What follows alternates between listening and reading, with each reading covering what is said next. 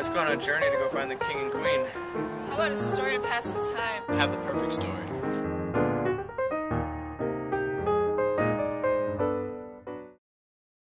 Now I have to figure out a way to get the grain.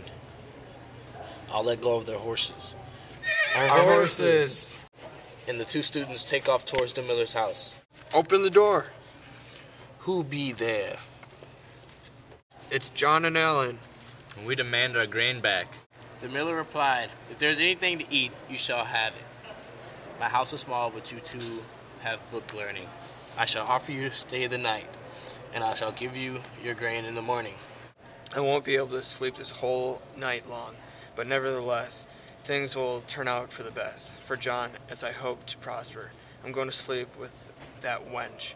Surely, John, we are legally entitled to some compensation.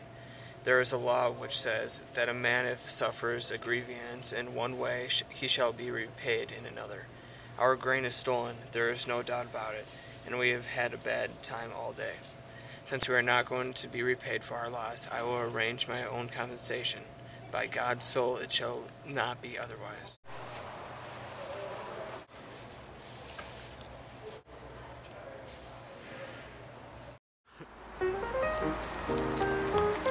The queen must be around here. Yeah, let's go check inside.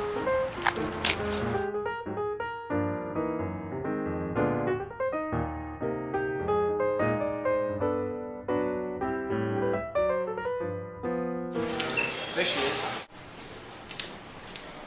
Hi, my lady. But where's my king? Let's go check the queen's palace. Alright, let's go. And now back to my story. A bit later, the wife stopped her snoring, woke up, went to urinate, and upon returning, missed the cradle. She groped her, and then there, without finding it. Alas, I almost made a mistake. I almost got into bed with the student. Oh, bless me. Then I would have been in a bad spot. She groped about it until she found the cradle, and from the cradle she felt her way to John's bed. Alan, who had worked hard all night, grew weary and shortly before dawn and said, Farewell, Molly, sweet one. Daylight, here it is. I can stay no longer, but in the future, wherever I go, I am your own scholar, as long as the soul is in my body. Now, dear lover, go farewell, but before I go, I want to tell you one thing. When you pass by the mill on the way home, if you look beyond the front door, you will find a cake made from a half bushel of your own flour, which I helped my father steal. And beloved God, save you and guard you. The miller and his wife are in the bed. Accordingly, he made his way, 20 devils' luck, to the bed in which the miller slept.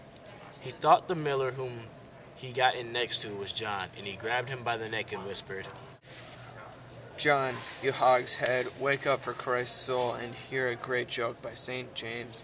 3 times during this short night I have laid the miller's daughter flat on her back, while you have stayed here like a coward. Oh, have you, false knave, cried the miller. False traitor, false scholar, you shall die by God's word. How dare you brazenly insult my daughter who comes of such a noble family? He grabbed Alan by the Adam's apple, and he in return roughly grabbed the miller and hit him on the nose with his fist. The blood streamed down the miller's breast, while the two wallowed on the floor, their noses and mouths crushed like 2 pigs in a poke. First they were up, and then they were down again, until the miller stumbled on a stone and fell backwards upon his wife, who had learned nothing of the ridiculous fight. She had fallen into a short doze after making love with John all night. When the miller fell on her, she started up out of her sleep and shouted, Help, Holy Cross of Brolem.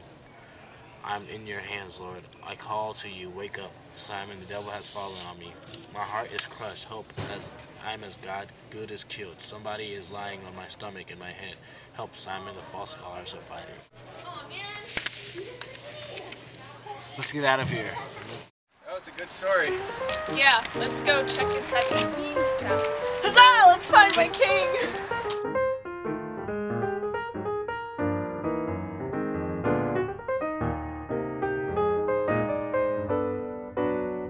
There's the key.